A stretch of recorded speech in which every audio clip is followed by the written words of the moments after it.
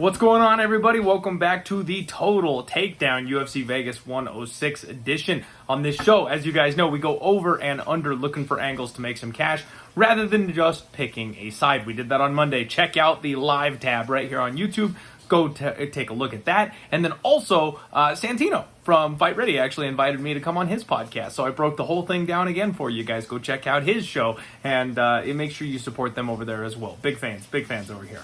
Let's go ahead and dig on into this. Do me a favor, get subscribed, hit the like button if you haven't, and let's frickin' go.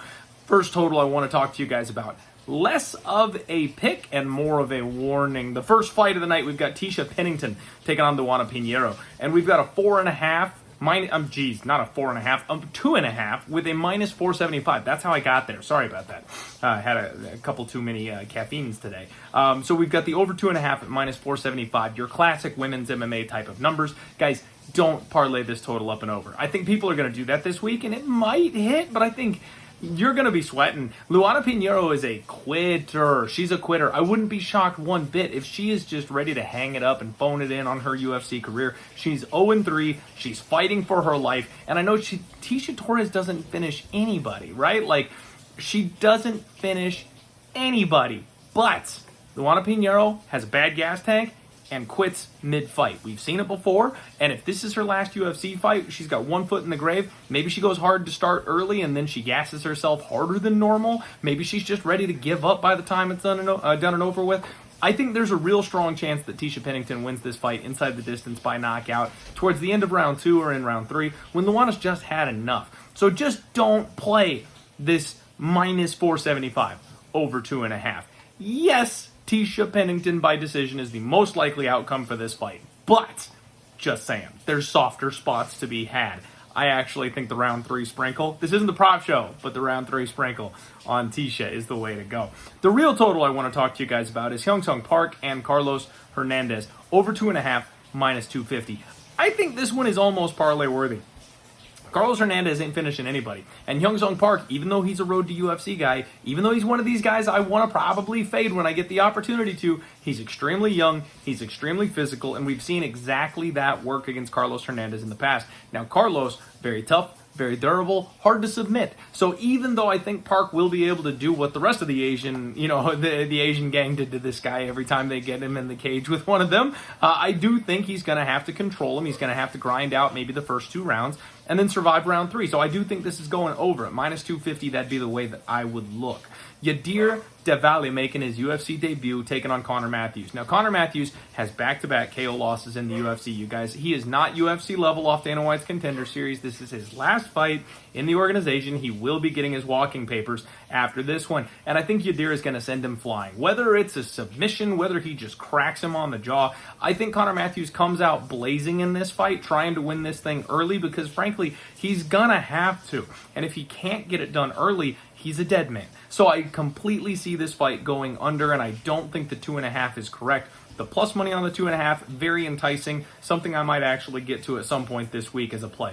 The next one, Julian Erosa and Melqueza Costa. Under 2.5 is minus 155. I kind of like this under, you guys. I've always talked about Juicy J and how he's a glass cannon. This guy, you cannot trust his durability. What you can trust, his offense. Now, I know Melky Costa has shown himself to be pretty tough, pretty durable, but let's not forget, he did get absolutely smoked by Garcia not that long ago in round 1. So I do think there's an opportunity for Juicy J to be the veteran once again and do what he does out there. When Julian Erosa wins, it's not usually a grinding victory. Normally it's a finish. So I think both these guys have finishing upside. I think Costa's going to knock Julian Erosa out at some point in this fight. So I think violence is the answer. Let's stick on the violence train for a while, why don't we? Dustin Stolfus and Nursultan Ruzaboev is the next fight. We've got a 1.5 total for this one.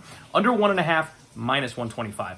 I like the violence in this spot as well. Nursultan Ruzaboev starts really fast. The majority of his wins are in round 1, and we've seen that be extremely effective against Dustin Stolfus. He also has been a target of this type of opponent before. We talked about it on Monday's show, right? So I think Nursultan is just going to be too quick, too fast, and he'll be able to get to the chin of Dustin early in this fight. He's been knocked out like that several times already, and I can't see this fight playing out much other ways. Now, if Nursultan doesn't get that early KO, I think Dustin can still get us there on that under 1.5. He did just knock out Marc-Andre Barriault. Bit of a fluky outcome, bit of a fluky performance, but he does have the offensive upside to win by knockout or by submission. So if this fight hits the ground, don't be shocked if Dustin is just way better than Nursultan once this thing hits the floor. So the under 1.5 is definitely the way that I would look to go there.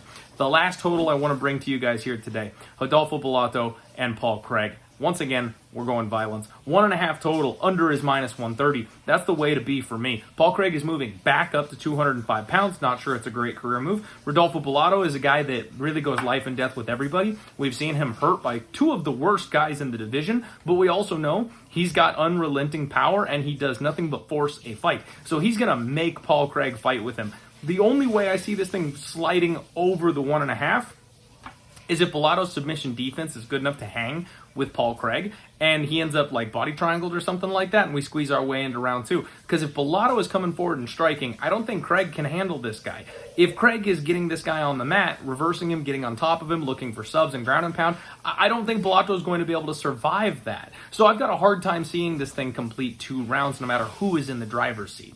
I like the under 1.5 at -130. Now the main event, I just want to touch on it for you guys so you get some kind of an opinion. It's a 3.5 total. Now, quoting my guy Yanni the Greek, if you just blindly bet those over 3.5s, you're gonna profit. Every time we see that number, it's something that you can almost blindly take long term and it pans out for you. The worry here for me is Gilbert Burns' cardio and durability. I think they're fading. He's 38 years old. Yes, he looks like he's in the best shape of his life, but Michael Morales has serious power, nice footwork. The kid knows how to fight long. And then on the flip side of this is a new level of grappling. Michael Morales has not faced anybody anywhere near the world of Gilbert Burns on the mat. So I think both guys absolutely could finish. I would lean under this 3.5. I'm a little nervous about it though, because these 5-round fights, they just seem to be finding their way up and over recently. So I don't want to buck the trend of going under on a 3.5. And I'm not sure if Gilbert Burns is going to look to employ a wrestling heavy game plan. Michael Morales could starch this kid early. Like, there's a lot of ways this fight